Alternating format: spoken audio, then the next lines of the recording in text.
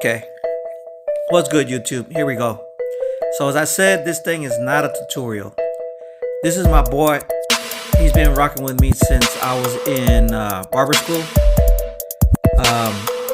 I don't have much experience cutting this type of hair because most of the hair I cut has been straight hair, and but he's been rocking with me since I was in barber school, and he just followed me wherever I'm at. And it just so happened that we lived in the same neighborhood. So he came to me and he was quite in a bit of a hurry because he had to meet the teacher night today. So he just wanted a quick high taper.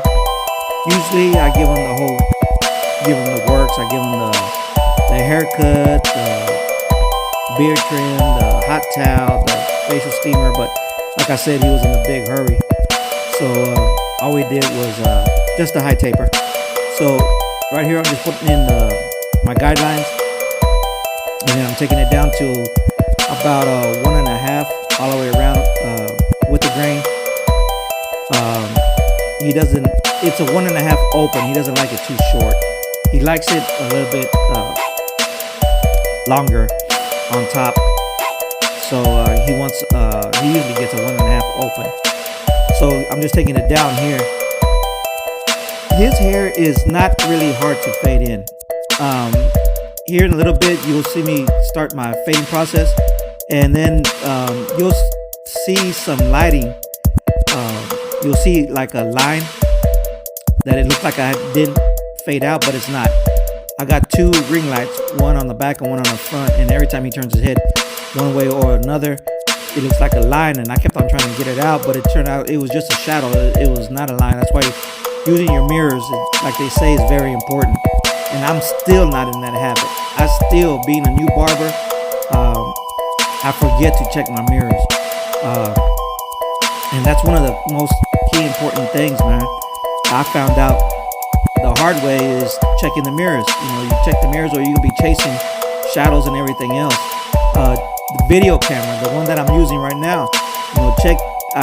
If I would have looked into that, I would have saw that it was just a shadow. But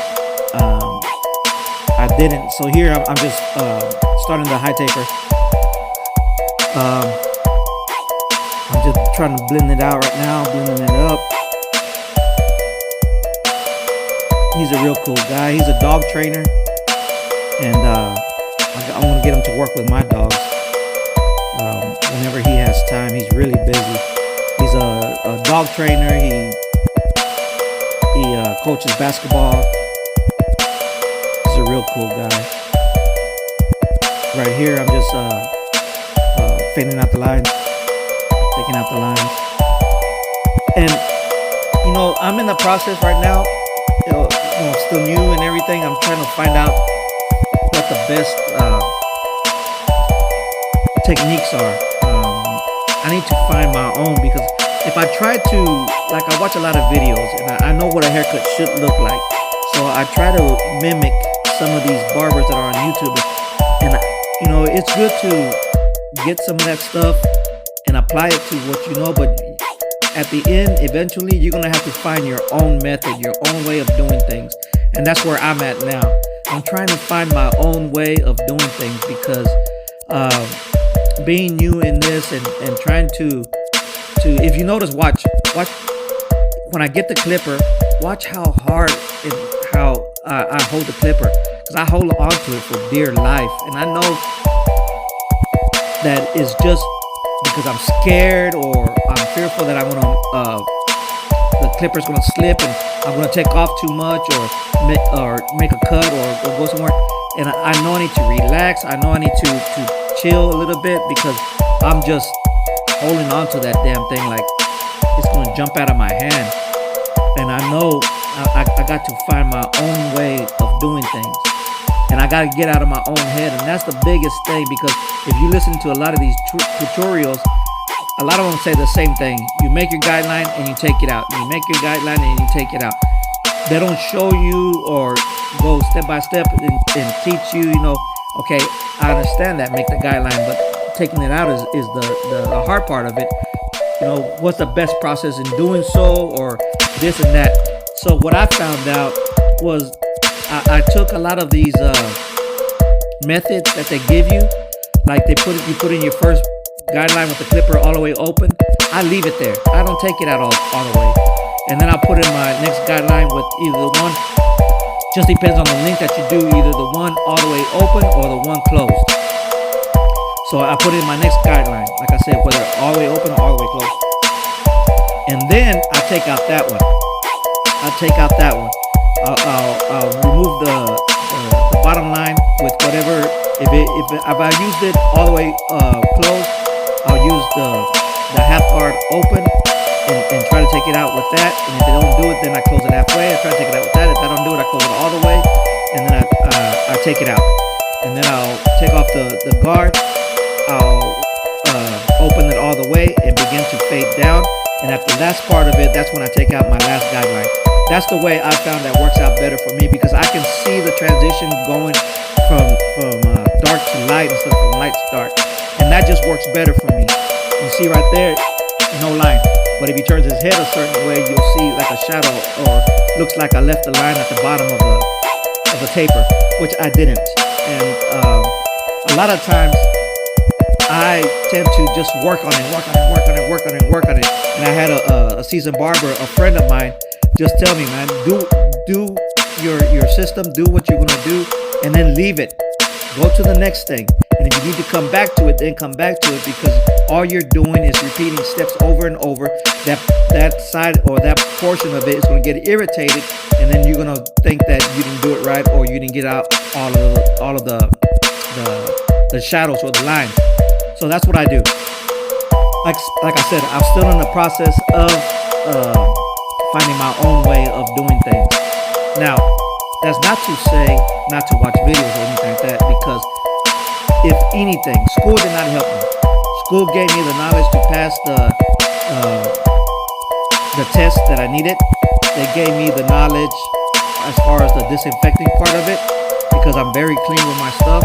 I disinfect and I put it into the enclave, and I'm just a real, because I do not want any of my clients having anything that they can say I gave them, or I did, or I gave them a box or whatever, because I take apart my stuff, I'll clean it off, I'll spray it, I'll soak it, I'll put it in an enclave, I'll spray the chair after each client. I do whatever I was taught to do, but that's the main thing. That's my main thing, is to keep everything sanitary. As I said, I'm in the process of just finding my own way of doing things. This video that I made it with a free app, so it's on my phone, so I know it's not the best grade. It's on my phone, and all of this is free for now until I get more subscribers, or I want to do this more. I really don't want to do it for recognition or anything like that. It's just, I know as a new barber, I had followed one new barber, and it was very helpful with me. He eventually stopped doing it. He didn't go to barber school. He just stopped, so I couldn't follow him anymore. But this is just for new barbers. I mean, I know the struggle. I know how hard it is. I know how. You see right here. Check this out. You see how hard I'm holding that clipper? I'm just holding it on for dear life. And at the end of the cut, I can feel my hand just hurting. But anyway, just for new barbers, I know what you're going through. If you have any questions or anything like that, or some of your seasoned barbers, or some of the barbers that have experience already, or even if you're a new barber and you're just actually good at it, hey, you know what? Tell me if I'm doing something wrong. Tell me what I can do better. And I don't mind taking advice or criticism, good or bad, either way. So just let me know, how or what I can do better. As far as the new beginner barbers and barbers that are just following me to see my journey, come on with me. I'll be upfront with you. This kind of cut, like the back taper right here. The back taper, for some reason, always gives me trouble. This came out okay. It came out pretty clean. But the back tapers give me trouble. His hair is 1.5 open all the way around. And if you notice, I sped this up, but even sped up like this, it's still taking me some time because I'm always going back and forth, going back and forth, going back and forth. And see right there again, I'm back on it again. So I know the struggle. I know what it is. And like I said, I'm not the best barber, but I'm going to be a good barber. I am going to be a good barber. I love doing this. I love doing, I love the people I meet in doing this. I love the clientele I'm getting. I get different cuts. I'm going to try to post as much as possible. Just get different, because I got different styles of cuts. I got kids cuts. I have adult cuts, more mature man. I have more with beards, full beards. And I'm learning as I go. I have several barber friends of mine that I can call up or text and ask questions, and they help me out. So roll with me, rock with me, and I'll do my best to answer any questions that you may have. And if you have any criticisms or any advice for me, I'll do my best to take those along with me and apply them. But like here, I'm doing the edge portion of the haircut. We're almost done, and I was done right on time. So it took me about 45 minutes to do it. But I think it came out really clean. Like I said, he's been rolling with me for a while. You see here in a minute, I try to give him the mirror, and he says, "Man, I don't need the mirror. I already know that. I already know how I look when I leave your chair." So that's a big compliment, being a new barber and everything. That's a real big compliment for me. But anyway, we're coming to the end of it. Right there, I was checking the mirrors, just doing some touch-up work.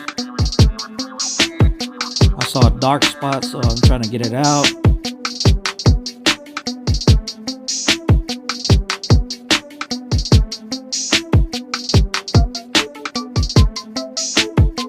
I think it came out pretty clean. Let me know what you think. But anyway, I appreciate you guys rolling with me, rocking with me today. Like I said, leave a comment, subscribe if you want, and I'll try to answer any questions that you got.